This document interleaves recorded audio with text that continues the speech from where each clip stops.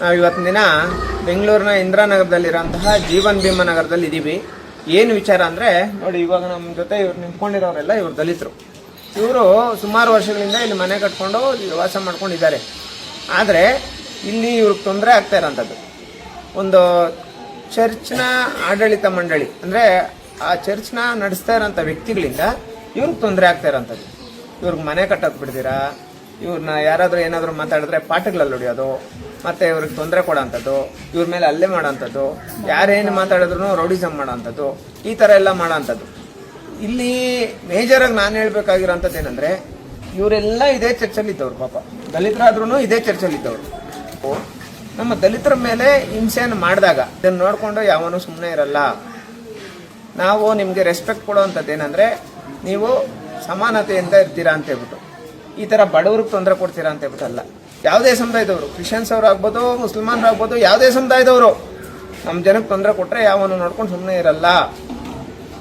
ಈ ವಿಚಾರಕ್ಕೆ ಸಂಬಂಧಪಟ್ಟಂಗೆ ಮೊನ್ನೆ ರೀಸೆಂಟಾಗಿ ಗಲಾಟೆ ಆಗೈತೆ, ಇವ್ರನ್ನೆಲ್ಲ ಹಿಡ್ಕೊಂಡು ಹೊಡೆದವ್ರಿ. ಇದಕ್ಕೆ ಸಂಬಂಧಪಟ್ಟಂಗೆ ಈ ಲೋಕಲ್ ಪೊಲೀಸ್ ಸ್ಟೇಷನಲ್ಲಿ ಪ್ರಕರಣ ದಾಖಲಾಗೈತೆ. ಆದರೆ ಇಲ್ಲಿ ತನಕ ಯಾವುದೇ ಆರೋಪಿನ ಅರೆಸ್ಟ್ ಮಾಡಿಲ್ಲ. ಯಾರ್ಯಾರಮ್ಮ ಅವ್ರ ಆರೋಪಿಗಳ ಹೆಸರು?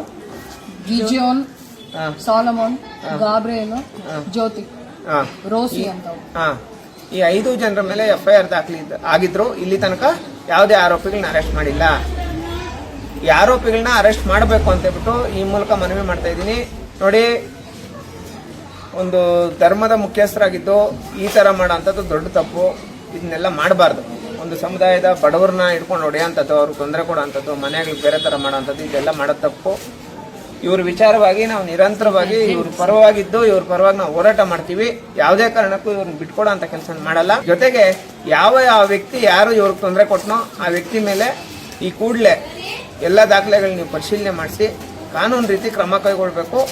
ಇವತ್ತು ಸಂಜೆ ಅಥವಾ ನಾಳೆ ಸಂಜೆ ಅಷ್ಟೊಳಗೆ ಆ ಎಲ್ಲ ಆರೋಪಿಗಳನ್ನ ಅರೆಸ್ಟ್ ಮಾಡಬೇಕು ಅಂತ ಹೇಳ್ಬಿಟ್ಟು ಈ ಮೂಲಕ ಮನವಿ ಮಾಡ್ತಾ ಇದ್ದೀನಿ. Thank you so much. ಜೈ ಭೀಮ್. ಜೈ ಭೀಮ್.